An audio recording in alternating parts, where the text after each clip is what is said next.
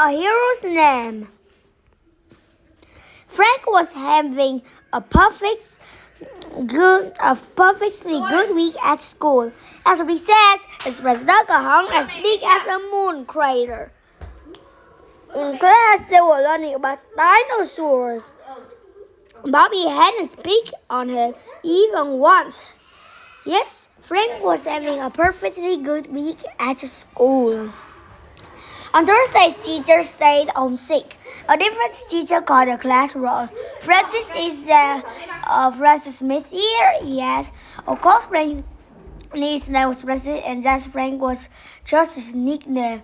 And his parents called him Frank, and all his friends did too. Bobby, though, who was new in school, yet added to the whole class that Francis was a girl's name. At recess, Bobby made fun of Frank. Francis is a girl's name. Francis is a girl's name, he called. Frank didn't care what Bobby thought, but he didn't like to be made fun of. At home, Frank asked his mother about his name.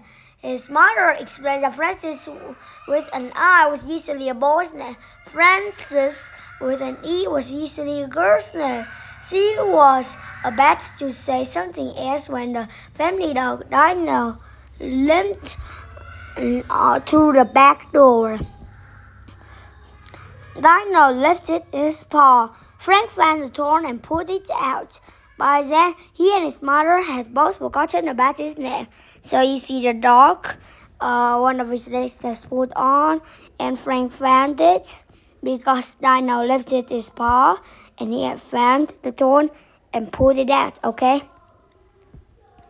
On Friday, Bobby kept at Francis is a girl's name. Francis is a girl's name. The regular teacher who was back at school told Bobby to apologize. Then the teacher had an idea. The students would present oral reports about their first name. At the library that afternoon, Frank found out that many famous people had the name Francis.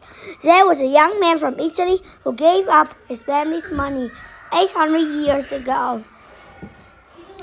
He went on to become Saint Francis, who was famous for talking to animals. There was a famous explorer named Sir Francis Drake. He sailed around the world more than 400 years ago. There were many kings named Francis too. Over the weekend, Frank's mother said something else about his name. Do you know you were named after a hero? She asked. Long ago, your great-great-great-grandmother's ship sank.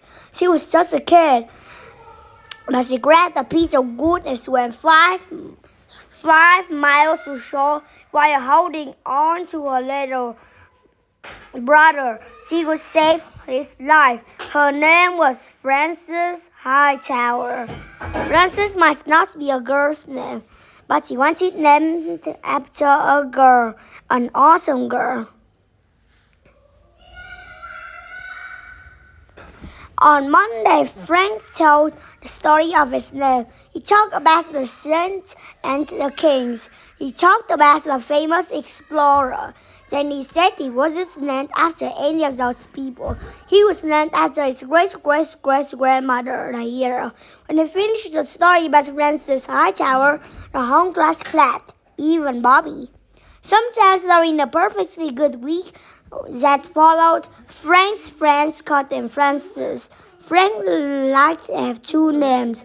One of them for real hero. It made him want to be heroic, even if that just means being kind or helping a dog.